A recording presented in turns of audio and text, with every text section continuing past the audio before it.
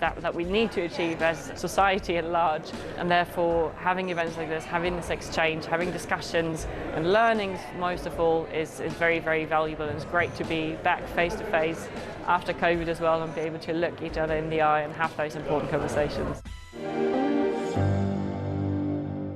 I'm Larry Madowo in Kilifi, Kenya, and this is CNN.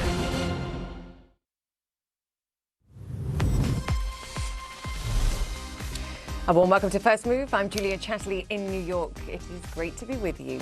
And the European Central Bank will finally hike interest rates in an attempt to rein in soaring inflation, but not until July. The ECB plans to raise rates by 25 basis points at next month's meeting, so that's a quarter of a percentage point. It also announced significant cuts to its growth forecast stemming from the war in Ukraine. Anna Stewart has all the details. Anna, great to be with you. Let's try and avoid basis points to avoid people's eyes glazing over when they listen to us. Nice start there. Investors were pricing 0.75% percentage point rate hikes by September. Was that confirmed? Because that's a lot of hikes over a short space of time.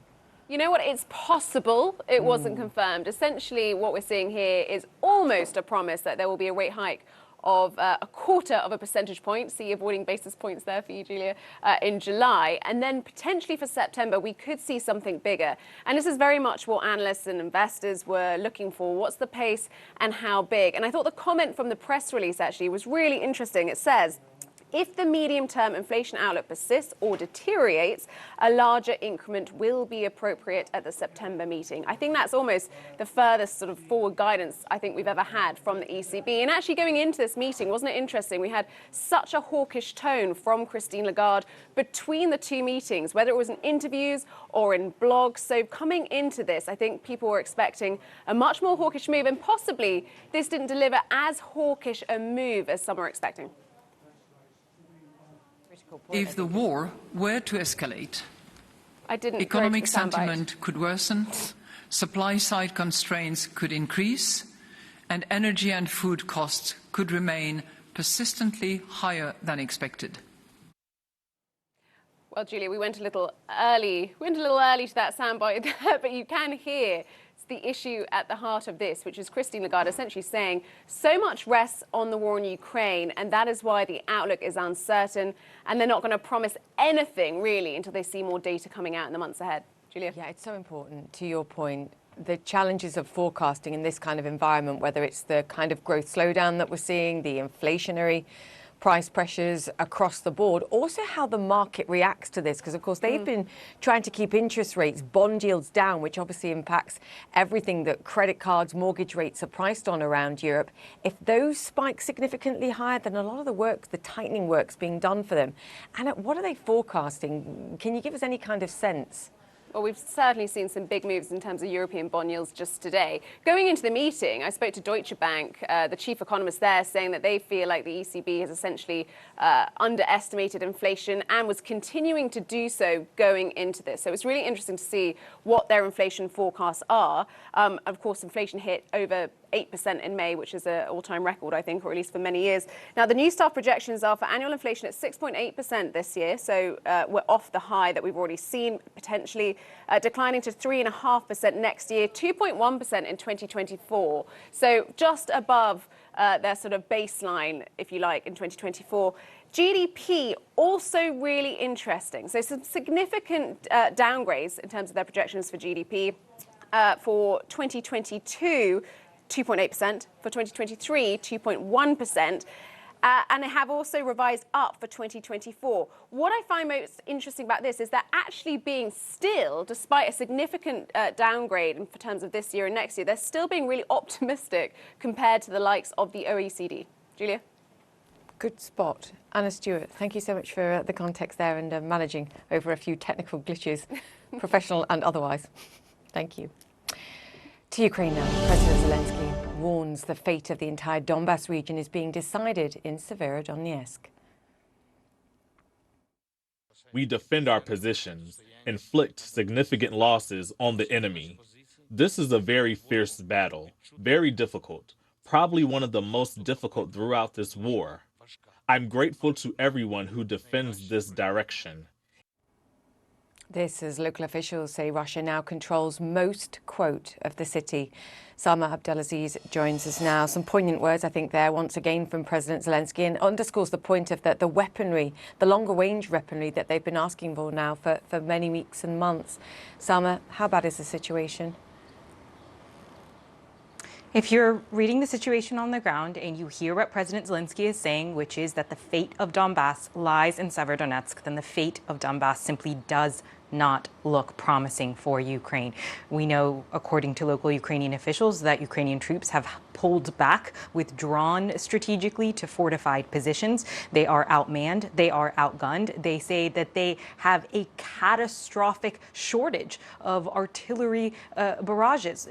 They have been for weeks now, been pounded by a superior Russian artillery.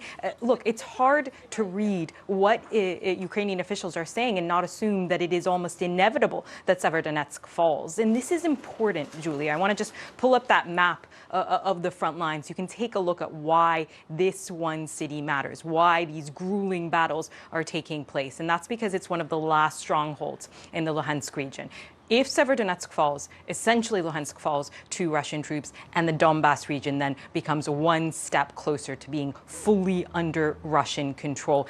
And last night, there seems to have been an uptick in the Russian offensive on this area. Ukrainian officials are predicting that Russian troops want to have a win by this weekend, because Sunday is Russia Day. That's a national holiday, their Independence Day. President Putin might want to make a point of taking Severodonetsk by that point.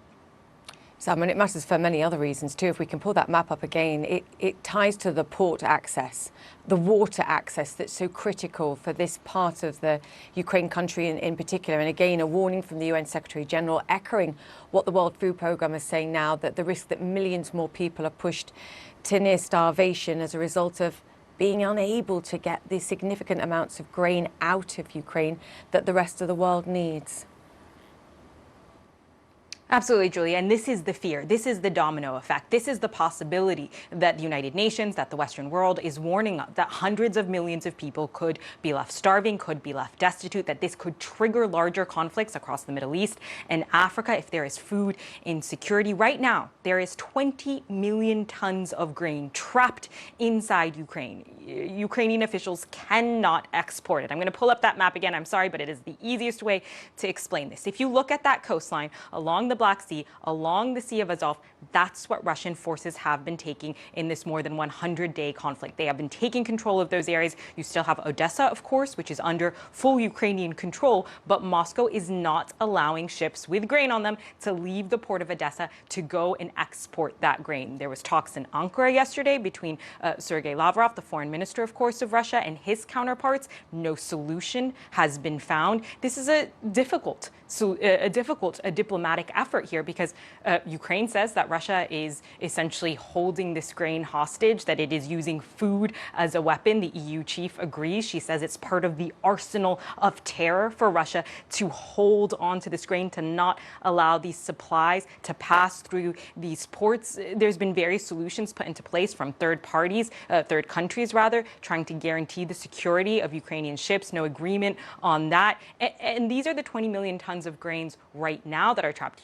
This is the beginning of the season. There is more and more. There is an expiration date on this, of course. This is highly concerning for the diplomatic world. This is highly concerning for the Middle East and Africa that rely on the breadbasket here in Ukraine. And there's no solution in sight, Julia. No, and we're going to speak to the Deputy Minister of Agricultural Policy for Ukraine later on in the show, so hopefully get some context on what may or may not be able to be done. Salma, great to have you with us. Thank you. OK, let me bring you up to speed with some of the other stories making headlines around the world. The special US House committee investigating the January 6th storming of the US Capitol will begin to lay out its case on primetime TV later today. The panel aims to connect the dots between former US President Donald Trump's attempt to overturn the 2020 election and the violence at the Capitol building. And also on Capitol Hill, the Democratic majority in the US House of Representatives voted for a sweeping gun control package on Wednesday. On this vote, the yeas are 223, the nays are 204. The bill is passed. The measure, though not expected to pass the Senate due to opposition by Republicans. Meanwhile, on a late-night TV show, President Joe Biden answered questions about what he alone can do on gun reform. Can't you issue an executive order? Trump passed those out like Halloween candy, Yes, sir. I think. Isn't that something that could happen?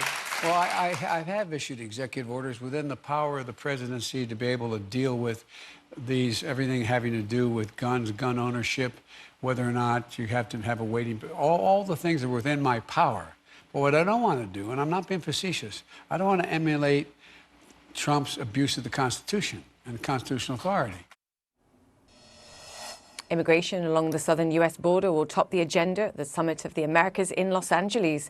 President Biden launched the event on Wednesday. Mexico and 3 Central American countries are boycotting the summit because Venezuela, Nicaragua and Cuba were not invited by the United States, citing their human rights records. And getting into the swing of things, golfers like Phil Mickelson and Dustin Johnson began teeing off at the first ever live golf event outside London. The winner of the controversial Saudi-backed series will take home a whopping $4 million prize. And Alex Thomas is at the Centurion Club looking at all the action. Alex, I was going to ask you about the weather first and foremost, but I can see it looks pretty grey behind you. You can always count on England to have shocking weather on this kind of occasion. What's it like there? What's the atmosphere and who's there? Give us a sense. Yeah, a sunny, hot British summer is still the one thing that Saudi Arabian dollars cannot buy, Julia, that's for sure. But there is a bit of a buzz here on the opening day, certainly much more than yesterday's final practice day. I would say the crowd measures in its hundreds, not thousands so far, but perhaps not surprising for still a new venture that nonetheless has created a huge shockwave through global sport and geopolitics and where they collide. It's probably looking a bit empty behind me now because that was the driving range full of players and they've now all been ferried off in London black cabs to 16 of the 18 holes being played here because it's a shotgun start, one of the new innovations that Live Golf say is going to shake up the established order, which means that the groups of 3 will be on 16 of the 18 holes.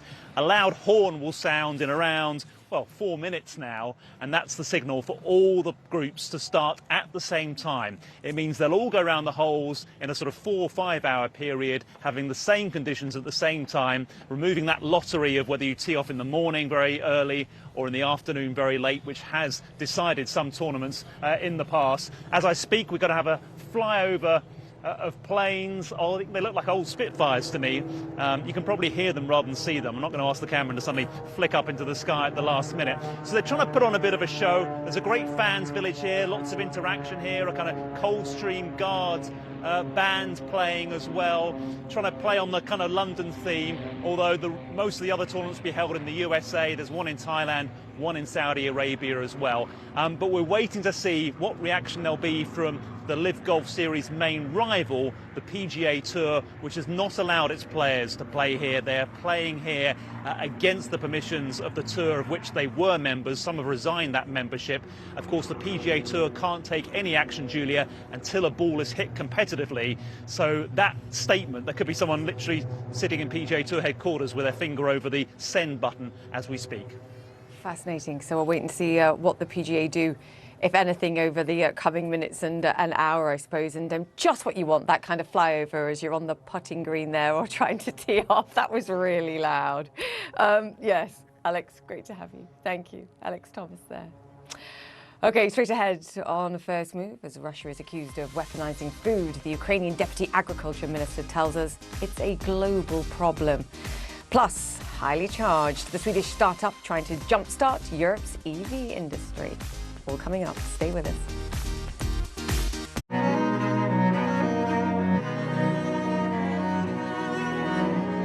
Culinary Journeys, in association with Ajinomoto. March 29th, 2022, Tokyo. This is the annual gathering of the best 50 restaurants in Asia. On this night, Natsuko Shoji is taking home the title of Asia's best female chef. Ete was also chosen as one of Asia's top 50 restaurants. People often say to me, why do you want awards? Or isn't it enough if your customers are satisfied? Of course, that is important, but I believe that an award is a passport to the world. something that will allow me to create change in the future. My goal is to win the world's best female chef award one day.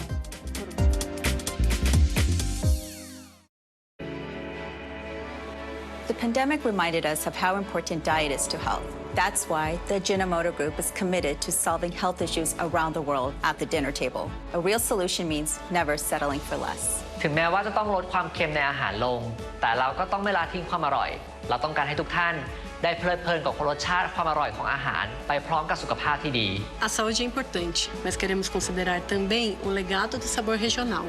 Como podemos melhorar o balanço nutricional, mantendo o respeito à cultura gastronômica? Esse é o nosso desafio. Tempat yang jauh pun bukan masalah. Kami selalu bisa menyediakannya. Kami terus mengupayakan dunia di mana siapapun bisa mengakses makanan bergizi dimanapun mereka berada. We're here to provide nutritious meals to the entire world without compromising on taste, local ways of life, or accessibility, because that is nutrition without compromise. Eat well, live well. So many questions about what is the federal government doing. Do you get the anger that is out here? How concerned are you about the front line? You don't believe that there's a racial divide here? Looking back, as president, did you tell the story of race in America enough, do you think?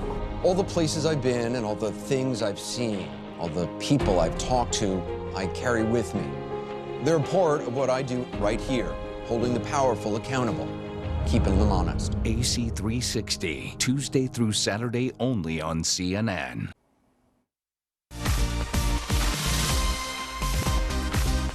And welcome back to First Move. US stock futures turning lower over the past hour, reflecting a more negative tone across Europe. Bond yields also moving higher, as Anna mentioned earlier.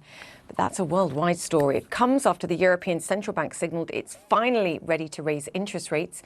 Policymakers are set to begin hiking borrowing costs next month and ending their quantitative easing programme within weeks. That's their bond buying programme, the first real steps towards taming rampant inflation. The task before global central bankers becoming all the more urgent as oil prices spike to 11-year highs. Both Brent and US crude currently trading over $120 a barrel. The oil minister for the UAE warning yesterday that oil prices are nowhere near their peak. That disconcerting projection reflected in the share price of oil giants like Exxon, closing at a record high on Wednesday. Exxon trading above $100 a share for the first time in 8 years. And it's not just the soaring cost of fuel that's jolting economies. Higher food prices are impacting family budgets globally too, as the cost of basic staples skyrockets due in part to the war in Ukraine. Corn and wheat are up more than 60% this year, while soybeans and sunflower oil up more than 35%. Wheat prices also up more than 50%, and the OECD warning yesterday of the risks of food shortages in emerging markets due to the Ukraine conflict. Adding to that risk, Russia has been accused of stealing hundreds of tons of Ukrainian grain and turning food into a weapon of war.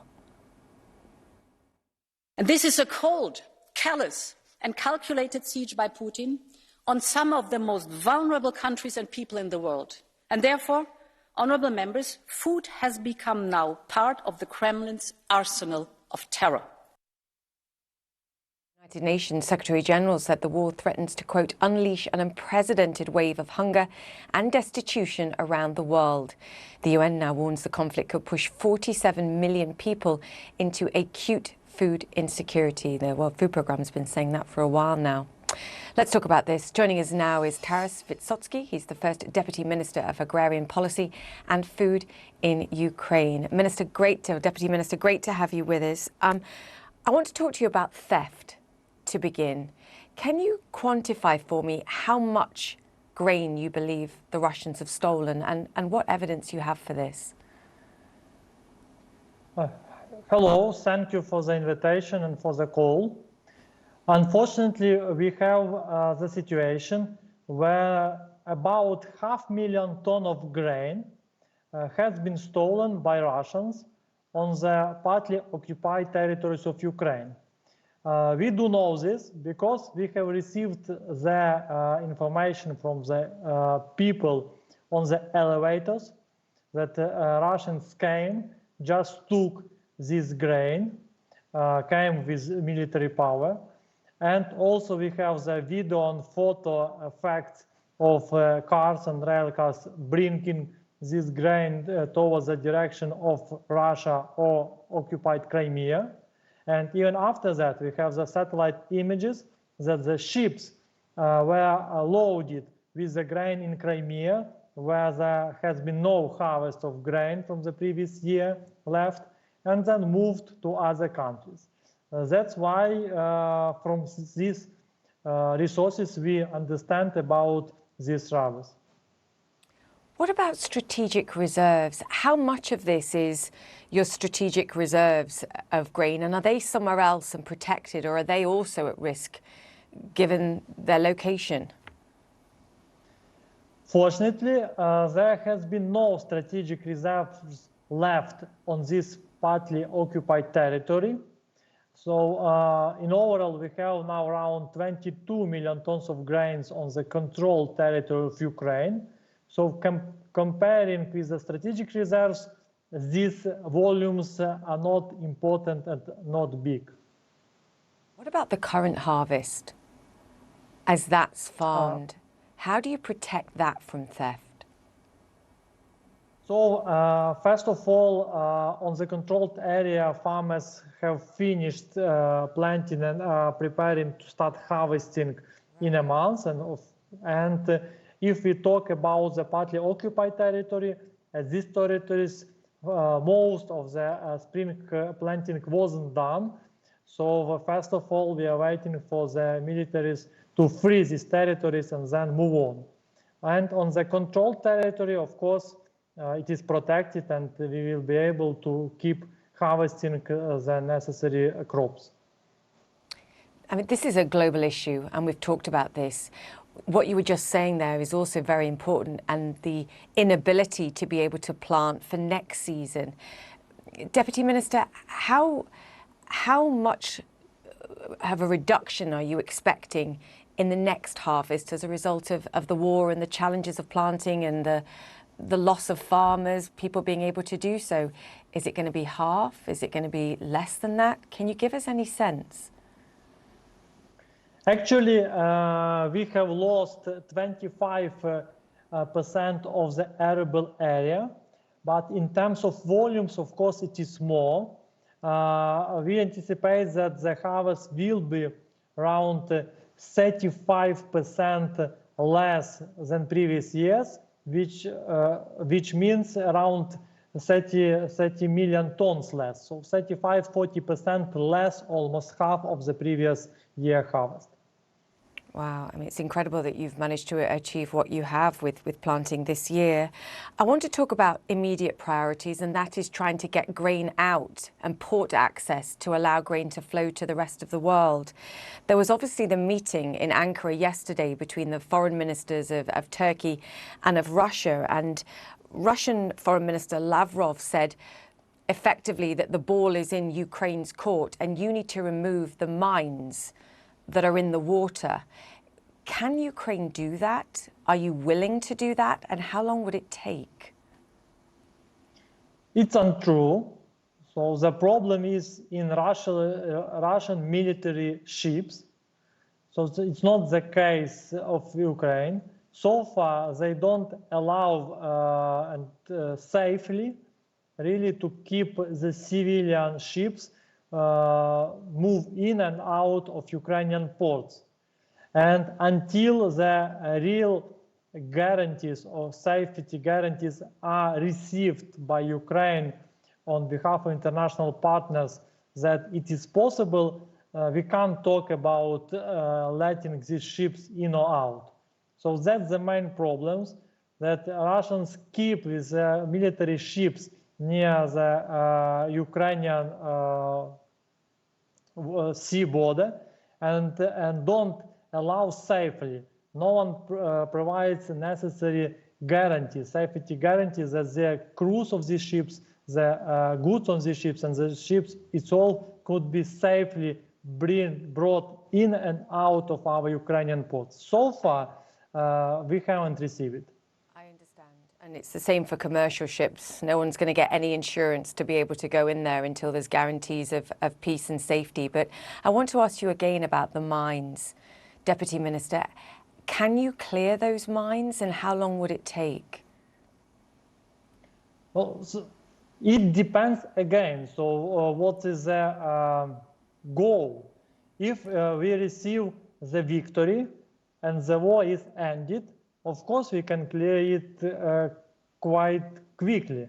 If it's still some corridors within the war, it's another story. So to make the processes physically, it's not very complicated. First of all, it depends on the other obstacles, including the war is going on or not. But you're making the point, which I think is an accurate one, that peace and some form of ceasefire has to be established in this region before you'll consider removing those mines to allow any ships to flow. I want to ask you a final point on this, that the head of the World Food Programme told me recently that the world needs Russia's grain and it needs Russia's fertilizer. So there should be carve-outs, exceptions for companies and those people that are trading with Russia in order to ensure food security around the world. Do you agree with that? I know it's a difficult question. It's an ethical question as much as anything else. Our position is quite clear. Ukraine is ready to fulfill all the obligations in order to supply necessary food for international food security, without any limits.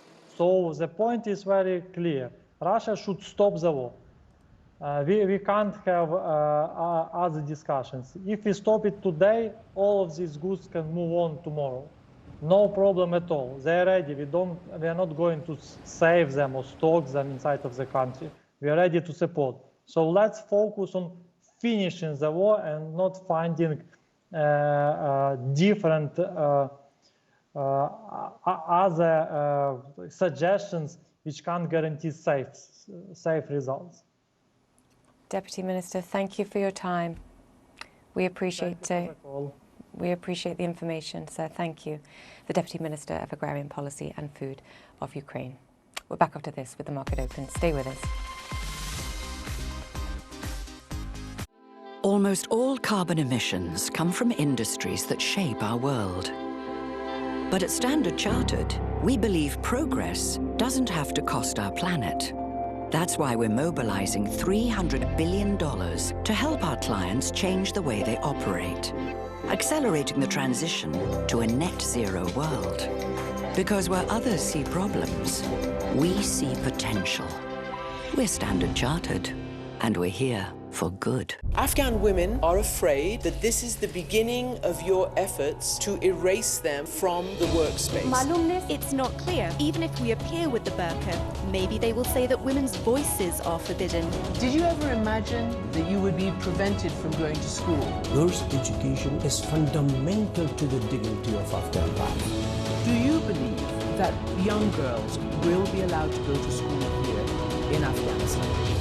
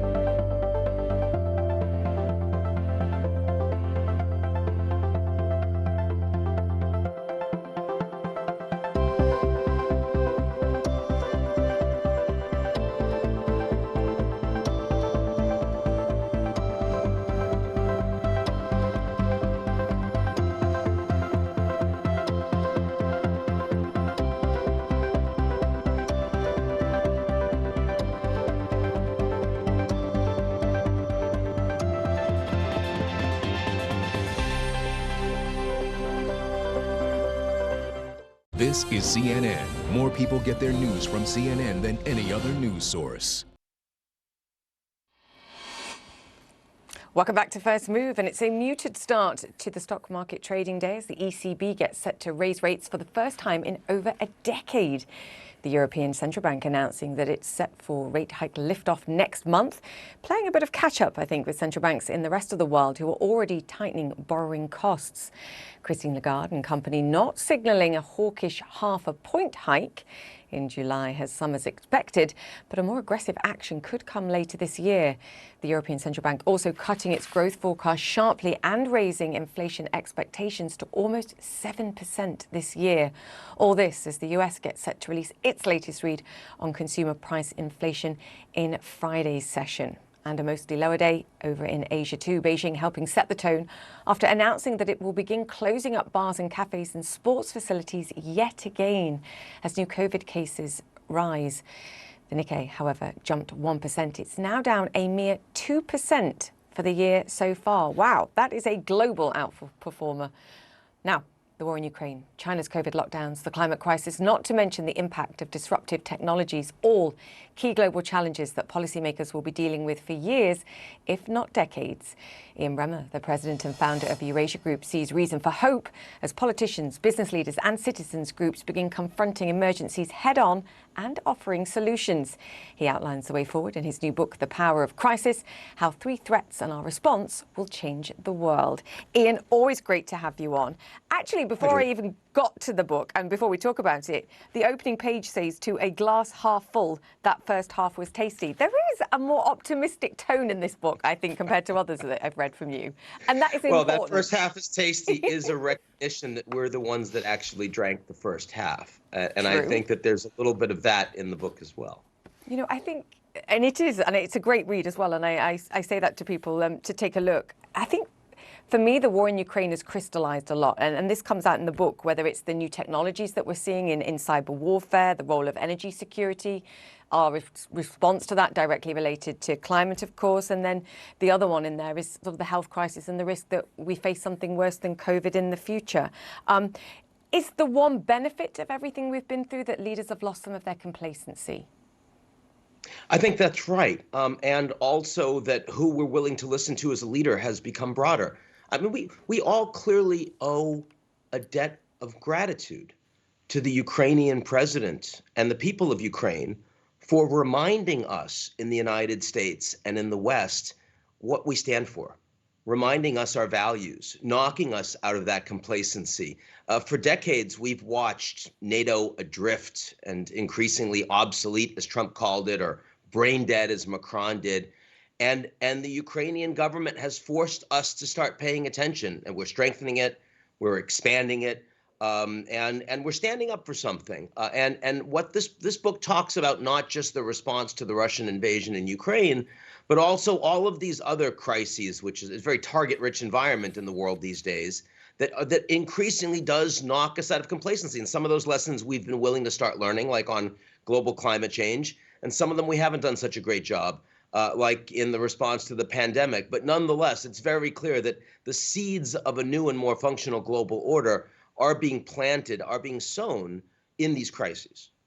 The question is whether we can work well enough together to tackle some of these issues. And the book grabs you from the get-go because it talks about a conversation between Ronald Reagan and Mikhail Gorbachev, talking about Reagan asking him if America was attacked by aliens, would Russia come and help? And the two agreed that they would work together. And Reagan, years later, was laughed about this for a number of different reasons. But the point there is a valid one, that if the threat is common and it's bigger than local, regional, even big political issues, it can be overcome together. That sort of so I'll give you to an the heart example. Of some of these, I mean, yeah.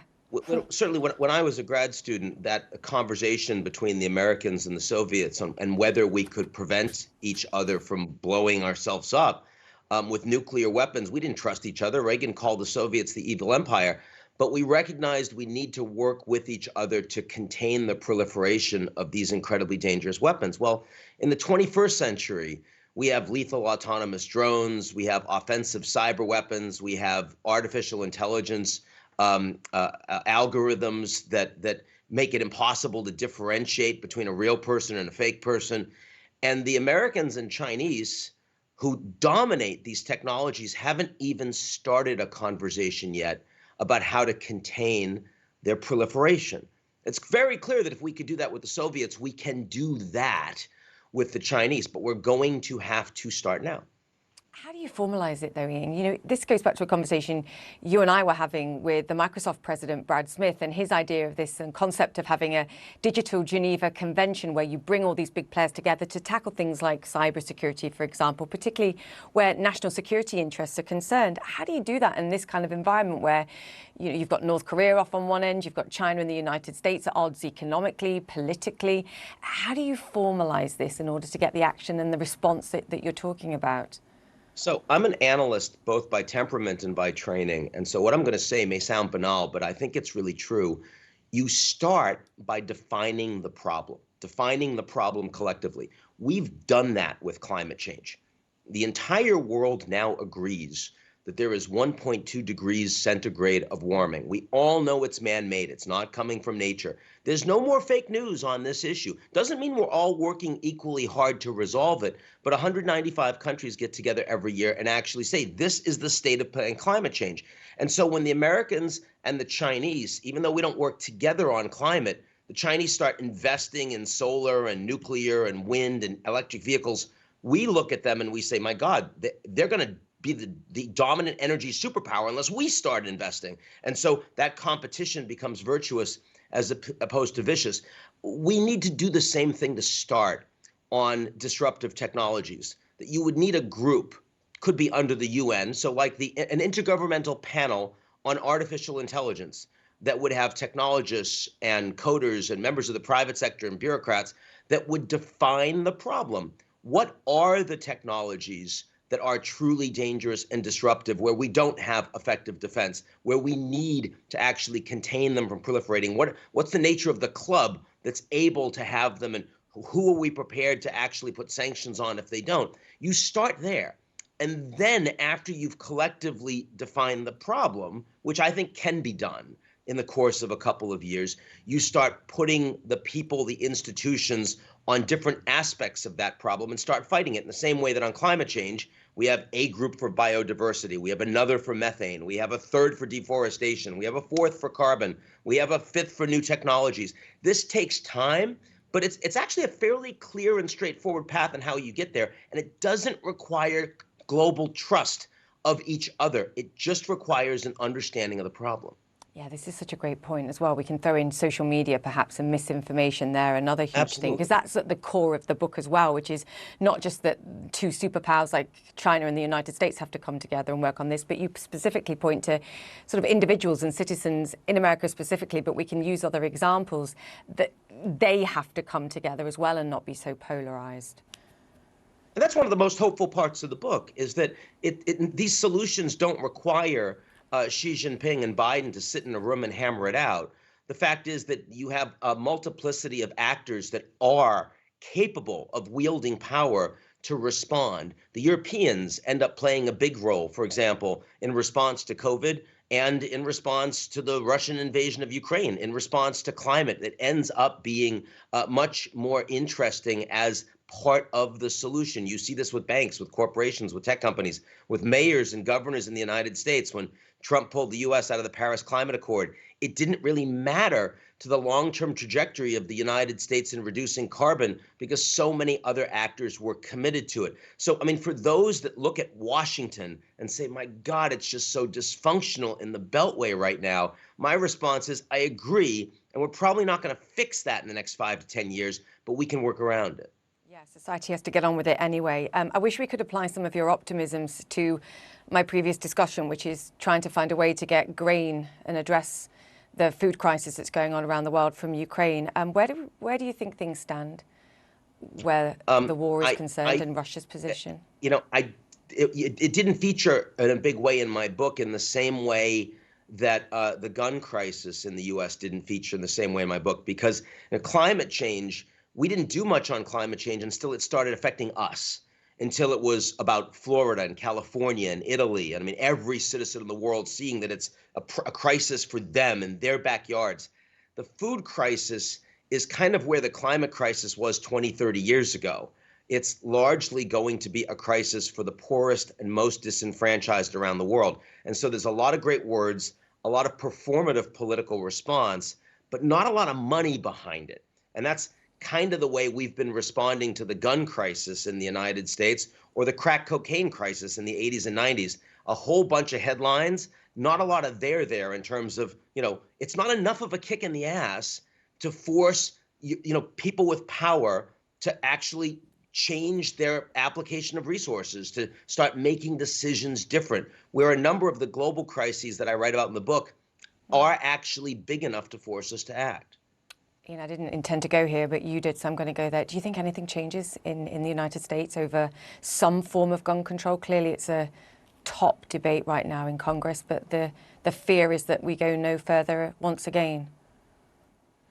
I think it is more possible today that you have some form of incremental improvement in regulation, assault weapons not being available to people under 21 as opposed to 18, maybe some more red flag laws. But these are tiny incremental changes. If you ask me, do I believe that are the Americans prepared to come together politically and legislate a response to gun control that would bring the United States in line with every other advanced industrial economy in the world? The answer to that is a very clear no. Unfortunately and heartbreakingly, that's a perfect illustration, I think, of the conversation that we were just having. Yes. How many times did you have to edit this book, by the way, given the timing and what's in it and what's going on in the world? It wasn't that. I started the book when the pandemic already hit, so I sort of knew the contours. The issue was that the book had to go to bed on February 26th. So on the 24th, when the invasion of Ukraine started, I had to talk to my office and say, literally every meeting that can be taken off my calendar for the next 48 hours, I'm just going to be working on writing this. And that's what I did. And thank God. Look, it could have been the February 23rd. It could have been worse. Always great to chat to you. It's a great read. Thank you. Ian Bradbury, the president and founder of Eurasia Group. Okay, coming up, how Europe's homegrown EV battery maker is gearing up to challenge big Asian players. That's next. Thinking of banking in Africa? Think Zenith. In today's fast-moving, fast-changing world, you need a financial partner that understands your unique expectations. A bank with presence in major financial centers across the world, with the enabling platform to facilitate seamlessly, whenever, wherever, however. A bank with best-in-class financial solutions from a superb combination of technology and human touch for easy, fast, and secure banking that creates real value. Turning dreams into reality is now in your hands. People, technology, service. Zenith Bank, in your best interest.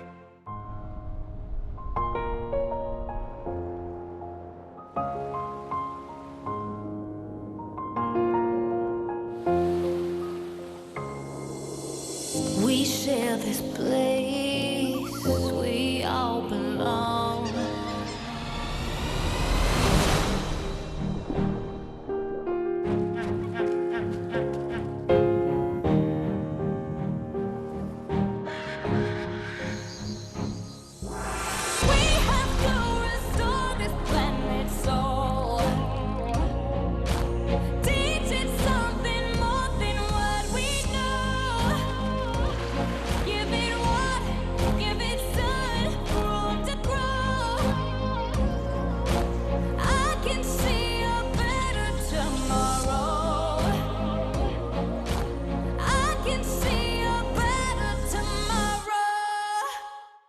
On Culinary Journeys, meet Japan's Natsuko Shoji, a chef earning rave reviews.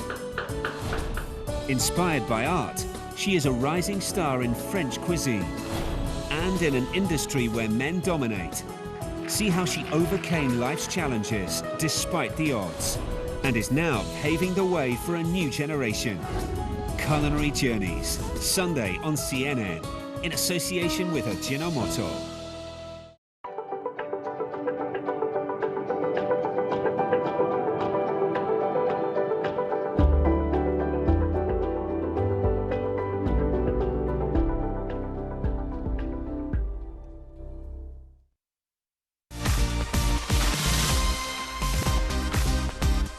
Welcome back to First Move and to a supercharged global battery battle. I can't believe I said that right. Swedish battery maker Northvolt has recently become the first European company to ship EV batteries.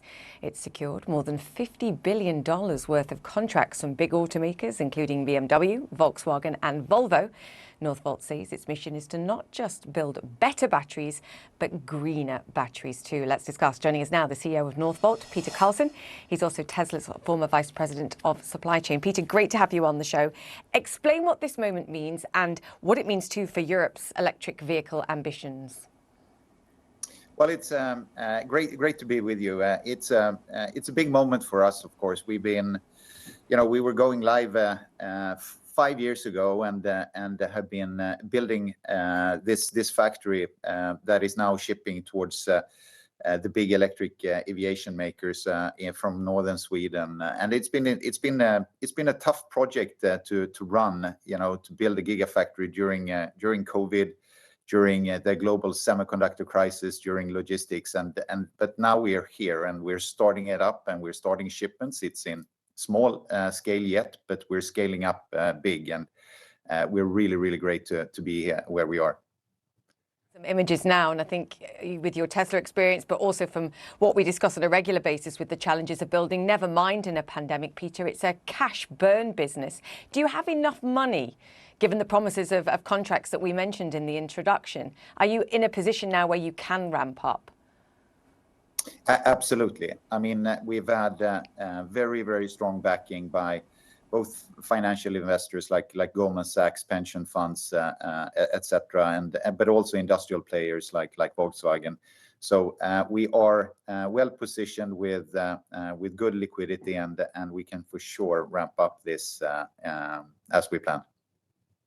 About battery manufacturing, though, for you, this is also about not swapping one vulnerability, which is our reliance on fossil fuels, for another, which you can argue would be demand for the minerals and the metals that go into these batteries. So a huge part of the premise, I think, of your business too is this promise to have, I believe, at least 50% of the materials recycled by 2030. It's this circular story of battery creation in EVs, which is the only way that we're going to allow all the automakers that are making promises of EVs achieve that over the coming years.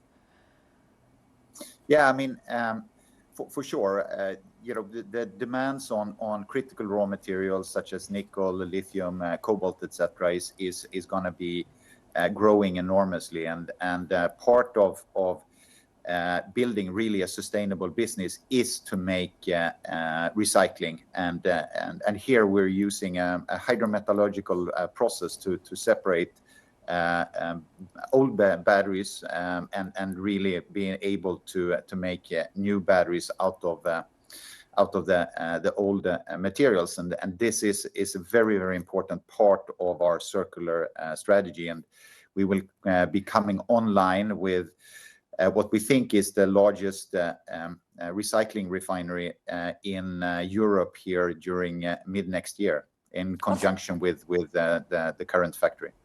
I'm very excited about that. What's that going to mean for cost? Because it's such a huge chunk of the cost of the vehicle now. If we can incorporate recycling as we push forward, what's it going to mean in terms of the cost of the battery, along with new technology? Well, for sure, there's going to be a startup phase where the recycling, logistics flows and processes needs to be optimized.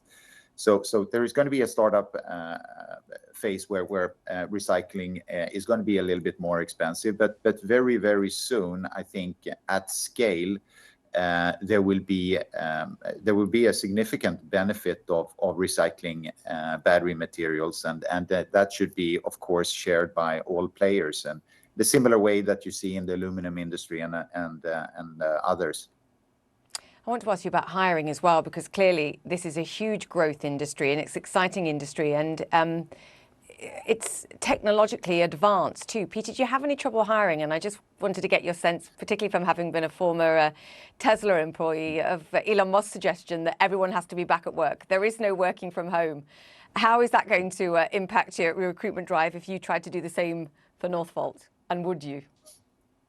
Well, so overall in recruitment, we were able last year to recruit roughly 1,800 people, but we had over 100,000 applicants to the company, and I think, yeah, and I think it's driven out of two things. One is we have a very, very clear purpose to develop and do a major impact and build the world's greenest batteries. And secondly, we're also been offering pretty much every employee to also become shareholder in the company. And I think the combination of this have made a large interest to join the company. But there is a scarce of competence in this industry. It's growing incredibly fast, so it's going to continue being a war on talent here for quite some time. Yes or no? Can they work from home? They can work, yeah. Okay. They can work from home, but but we'd like to see them in the office. But you're not making a firm line. Just checking. Just if there's a bit of competition there. Peter, come back and talk to us soon. I have loads more questions, but as always, I've taken too much time. Great to chat to you, sir. Thank you. Peter Carlson, CEO of Northvolt. All right, coming up, butting heads over bots. A data deluge reports that Twitter will give Elon Musk all the data he could ever want and a whole lot he didn't. Find out why next.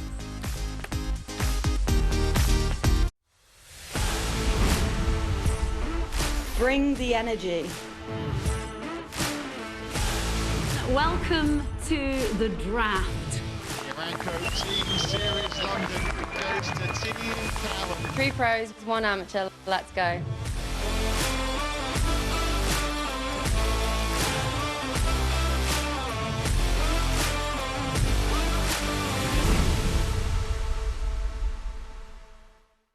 Friday. New details on what happened inside the White House during the Capitol attack. The January 6 hearings. Live coverage starts Friday on CNN.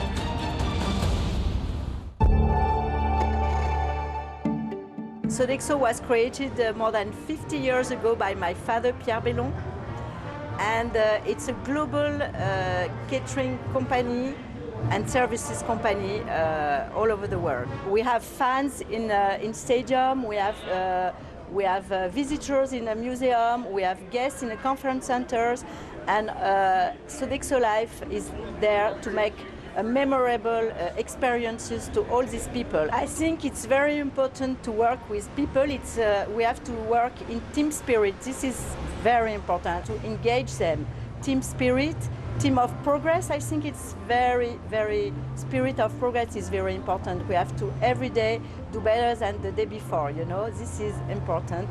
And also spirit of growth, this is important too.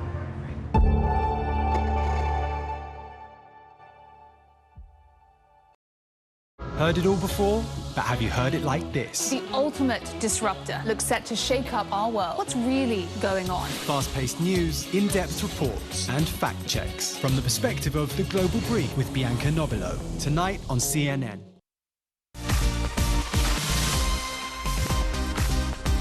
Welcome back to First Move. Elon Musk's data deadlock with Twitter may soon be over. The platform is planning to comply with Musk's demands for more data to help him assess the number of fake accounts or bots. That's according to the Washington Post. Paul LaMonica is with us now. Paul, I'm going to be a 5-year-old on a long journey and say, are we there yet? I mean, we can talk about this data and too much data and whatever it happens and how you define what a bot is, quite frankly. Is this an excuse or is the deal going to get done?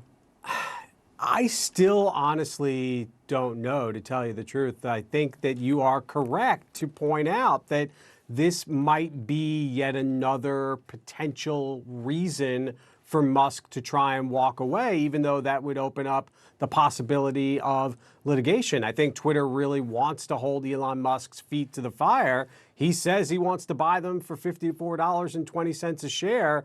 And Twitter really needs that to happen because at last check, Twitter stock is around 40. I think it makes sense that